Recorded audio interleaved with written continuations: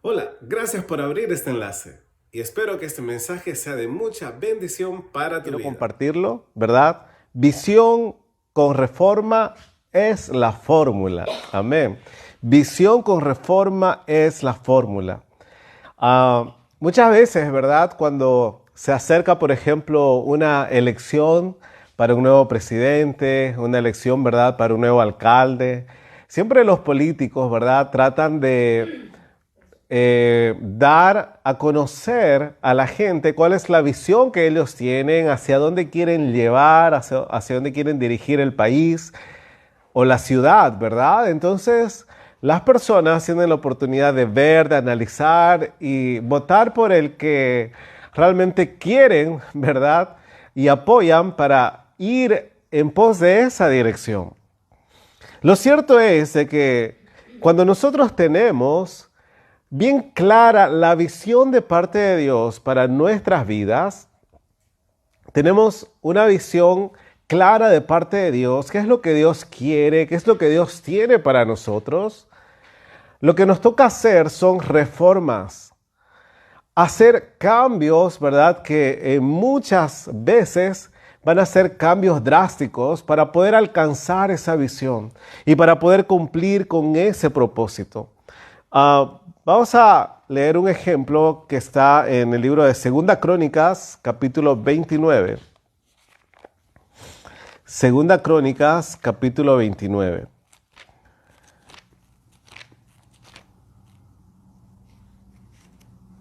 Dice la palabra de Dios así. Amén.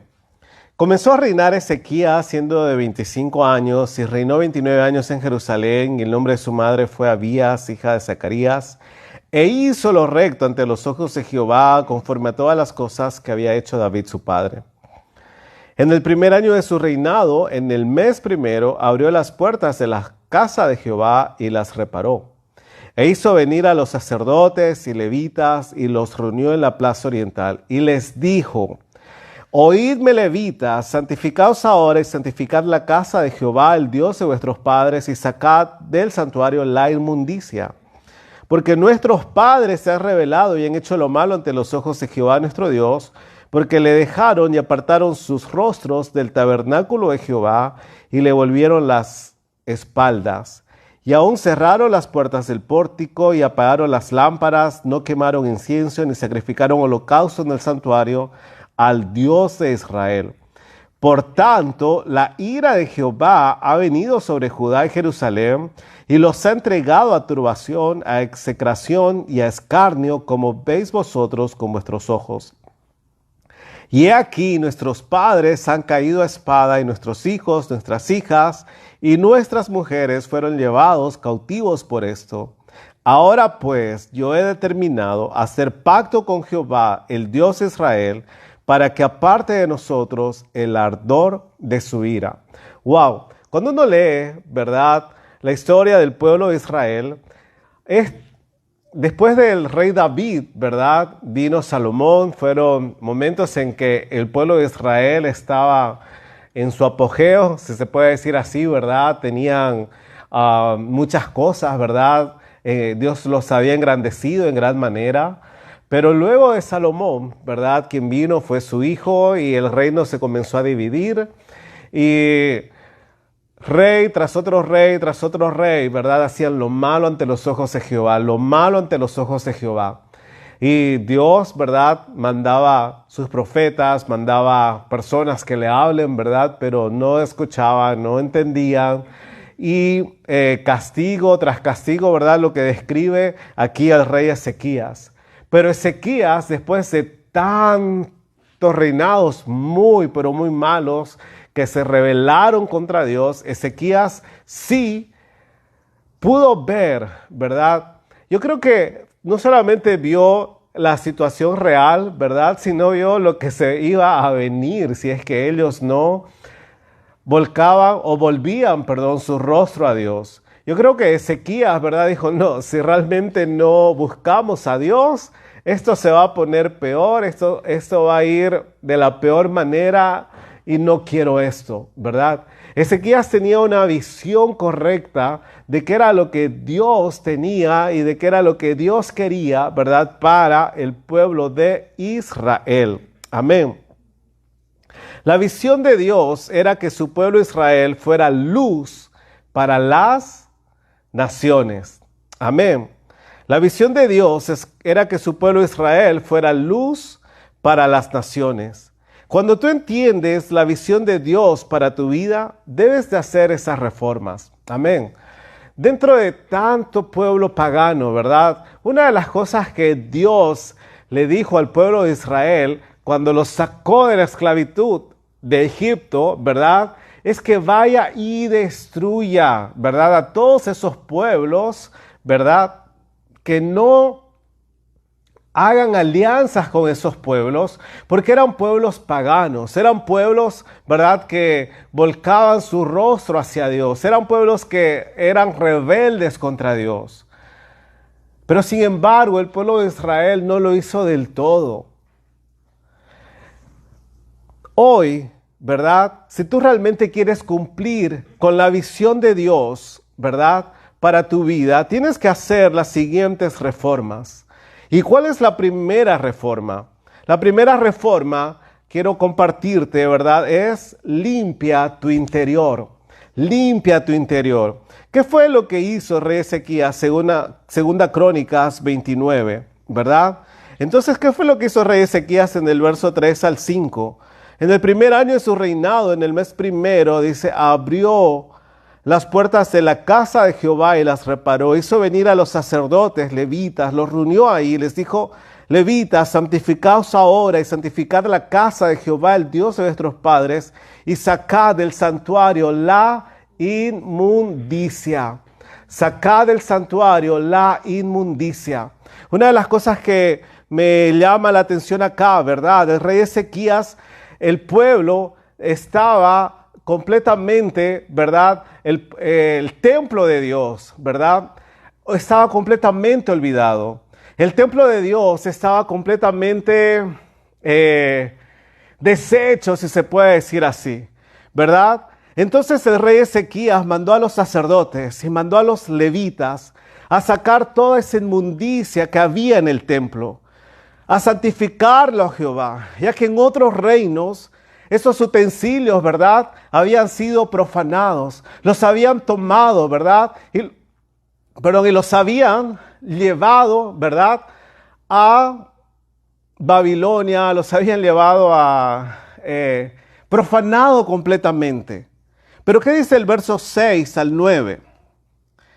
Porque nuestros padres se han rebelado y han hecho lo malo ante los ojos de Jehová nuestro Dios. Porque le dejaron y apartaron sus rostros del tabernáculo de Jehová y le volvieron las espaldas. Eso fue lo que hizo el pueblo de Israel. Entonces aquí Ezequías, ¿verdad?, decía, no, nuestros padres hicieron lo peor y nosotros tenemos que volver nuestro rostro a Dios. Entonces, ¿verdad?, es tiempo, ¿verdad?, de limpiar completamente eso. El templo estaba completamente descuidado. ¿Y sabes qué? La vida espiritual del pueblo se veía reflejada en el templo. Eso es algo que quiero que podamos nosotros entender. La vida espiritual del pueblo se veía reflejado en el templo. Y el templo, ¿verdad?, de Dios estaba completamente descuidado. El templo de Dios estaba completamente abandonado. El templo de Dios estaba completamente profanado, ¿verdad? Hacían otras cosas que no deberían de hacer ahí en ese lugar. La vida espiritual del pueblo se veía reflejada en el templo, se habían apartado, se habían rebelado, y esa era la cruda realidad. Es tiempo de limpiar nuestro interior, lo que nadie más ve y lo que solamente Dios ve, lo que solamente Dios mira. Primera Corintios capítulo 6, versos 19 y 20. Primera Corintios capítulo 6, versos 19 y 20. Aquí lo tengo, Primera Corintios. Amén. Primera Corintios capítulo 6, versos 19 y 20. Dice, ¿O ignoráis que vuestro cuerpo es templo del Espíritu Santo, el cual está en vosotros, el cual tenéis de Dios y que no sois vuestros? Porque habéis sido comprados por precio. Glorificad pues a Dios en vuestro cuerpo y en vuestro espíritu, los cuales son de Dios. Nos dice que nuestro cuerpo es el templo del Espíritu Santo. Amén. Nuestros cuerpos, mi cuerpo es el templo del Espíritu Santo de Dios. Como decía el pueblo de Israel, ¿verdad? El templo era un reflejo de cómo estaba la situación espiritual del pueblo de Israel. Pero ahora, en el Nuevo Testamento, en 1 Corintios, la palabra de Dios nos está diciendo que mi cuerpo es el templo del Espíritu Santo. Amén. Mi cuerpo es el templo del Espíritu Santo.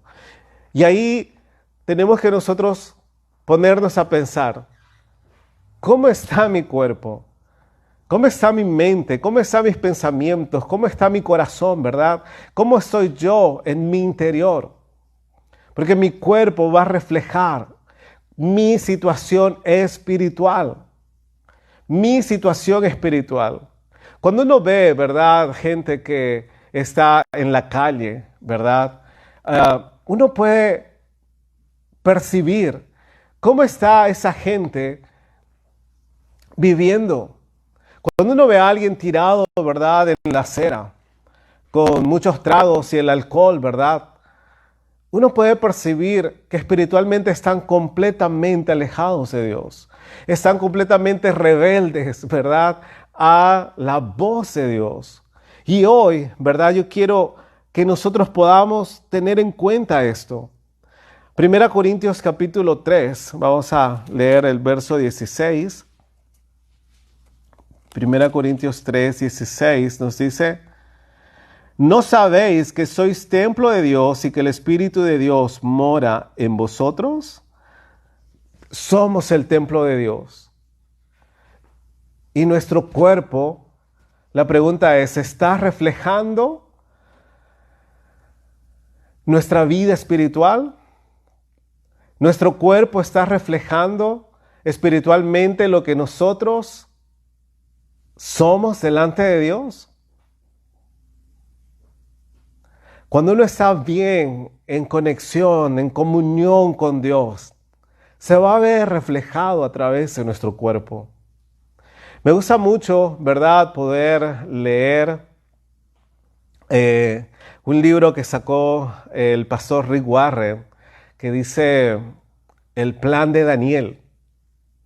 Porque una de las cosas que él enfatiza, ¿verdad?, es que mucho se habla, ¿verdad?, de muchos tópicos, de muchas cosas, ¿verdad?, en las iglesias. Pero muy poco, decía él, yo he escuchado y he recibido durante toda mi vida prédicas que hablen acerca del cuerpo, acerca del cuidado que nosotros tenemos que darle a nuestro cuerpo. Y él reunió, ¿verdad?, a los mejores médicos, ¿verdad?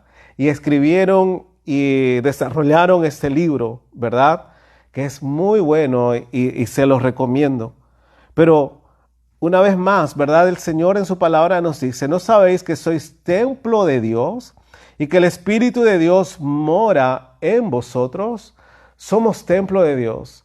Tú eres templo de Dios. Yo soy templo de Dios. Si tú has entregado tu corazón a Dios, pues Dios ha venido a habitar, ¿verdad?, y a través de su Espíritu en ti, en mí.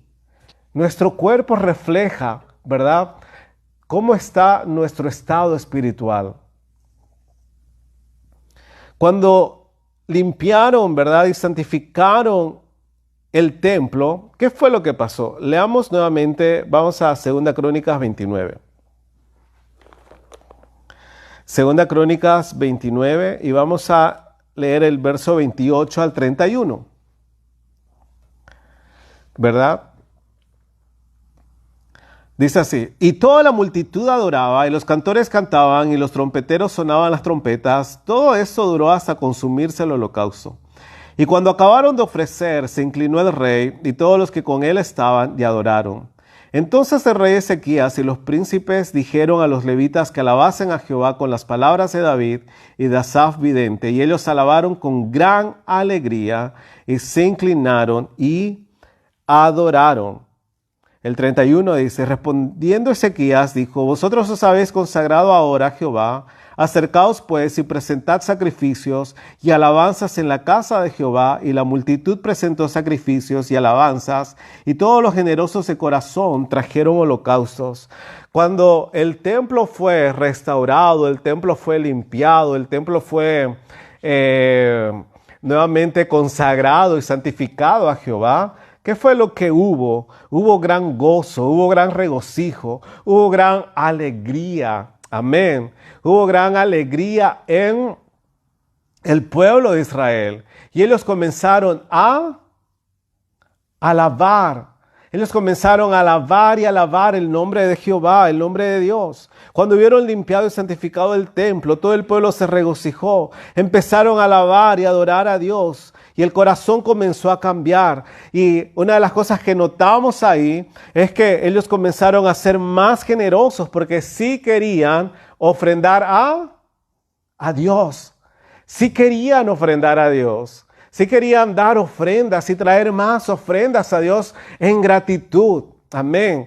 Qué importante. Entonces la primera reforma que Ezequías hizo, ¿verdad? Fue la limpieza del templo de Dios. La limpieza del interior del templo de Dios. Y nosotros somos ese templo ahora. Amén.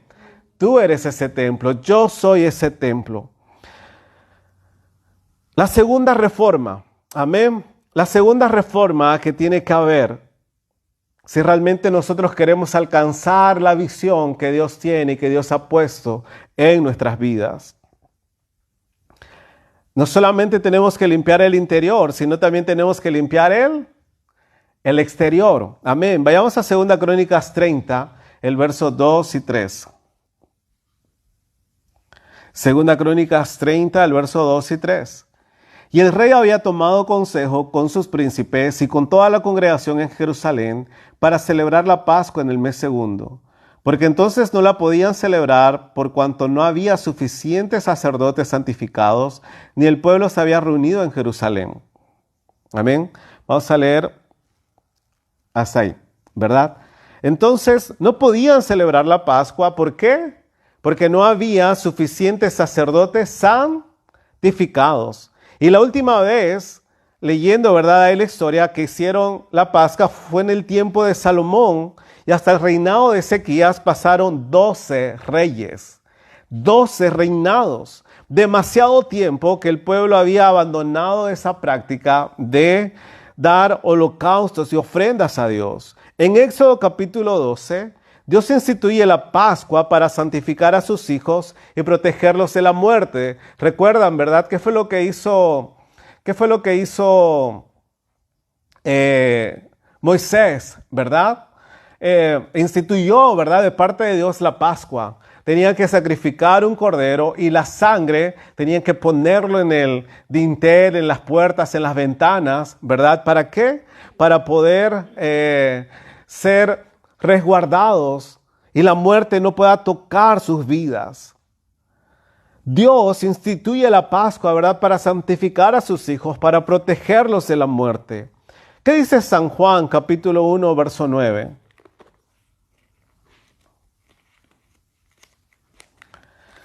San Juan 1, verso 9.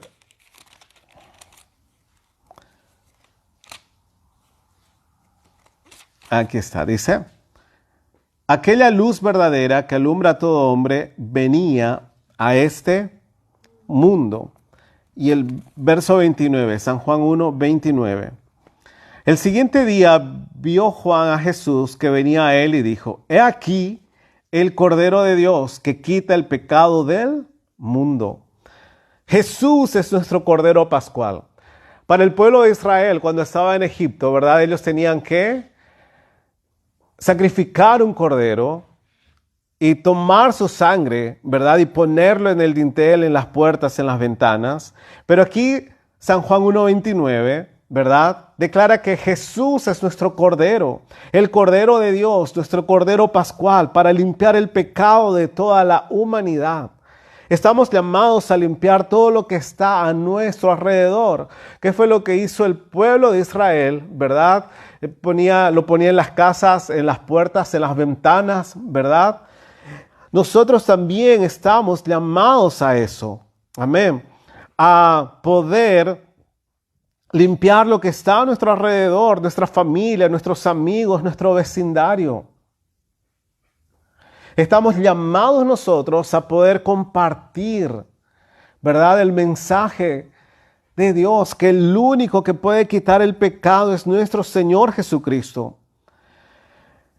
Cuando Ezequías lanzó la convocatoria, ¿verdad?, para que todas las tribus vengan y celebren la Pascua y se santifiquen, ¿verdad?